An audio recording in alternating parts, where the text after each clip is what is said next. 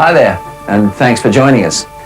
As the debate over the legalization of marijuana hots up around the world, startling new research findings from Israel support the theory that the drug's active ingredients may well occur naturally in our bodies, even contributing to emotions such as feeling happy and elated. More of that from Andrew later in the program, but first up, Caroline takes a look at one of the most dangerous occupations around.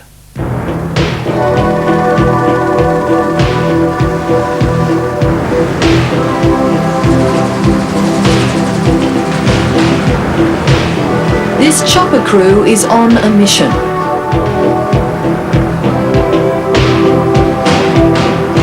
Their quest to seek out and remedy problems along thousands of kilometres of high voltage lines that straddle sections of the American Midwest. The players in this power game, high-flying maintenance men with nerves of steel.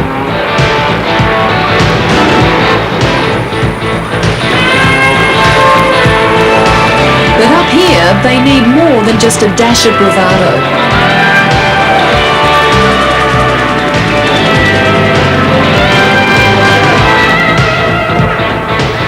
For this job, they're armed with a revolutionary new technology that's not only making their tasks safer, but much more efficient. These power lines carry an extraordinary 345,000 volts of electricity, so it would seem crazy to have a helicopter and workmen so close to live wires. Yet this brush with power is not only safe, it's also practical, because these skilled technicians are hot in more ways than one. Hot is industry speak for live. When these guys bond onto a power cable, all 345,000 volts literally pass right over them.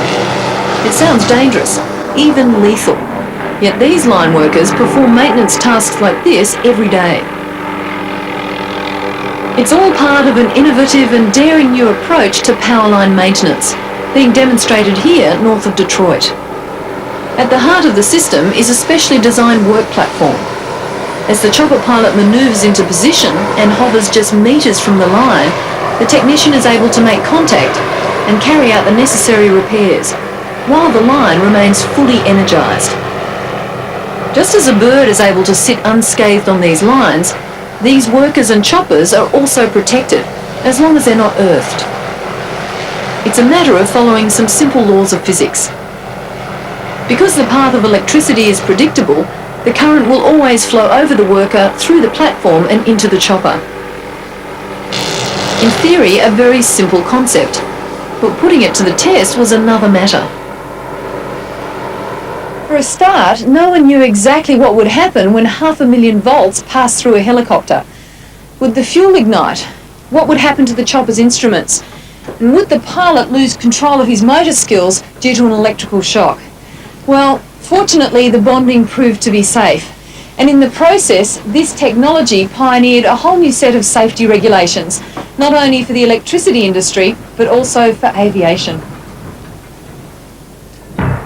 The company behind it all is the Florida-based Haverfield Corporation, who've not only patented the technique, but also the method, which includes the hot suit. They may look like ordinary overalls, but they're in fact wired with stainless steel mesh. That ensures the worker will be at the same voltage as the line. When they make contact, all they feel is a mild humming sensation, instead of a shock. The double-sided platform is made of aluminium, and it's fully portable, so it can be easily manoeuvred into position. And it's big enough to carry all the tools needed for maintenance.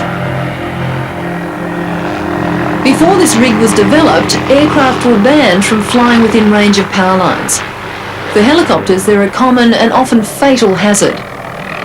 But these compact McDonnell Douglas 500 choppers, which were used in the Vietnam War for light observation and attack, have proved that helicopters and power lines can mix under controlled circumstances.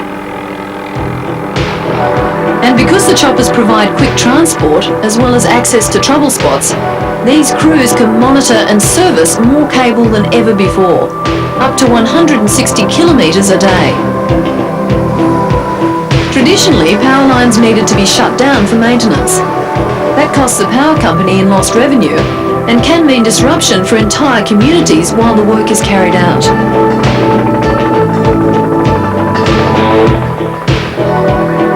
In more recent years, lines have been worked on live on a limited basis from insulated trucks or from ladders hanging from the towers.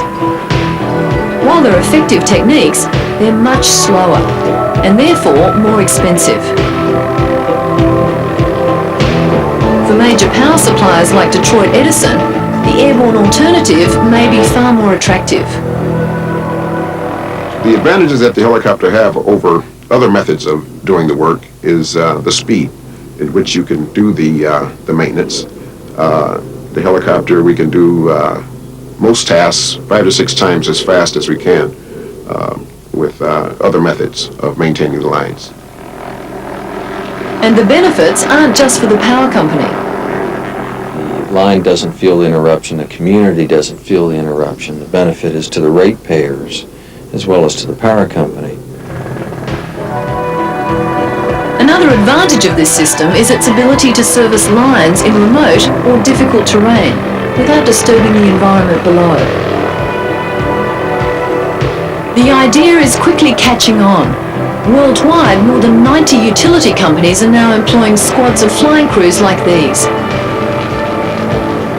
As concerns increase over the construction of new transmission lines, the need for a quick and efficient means of repair becomes even more important.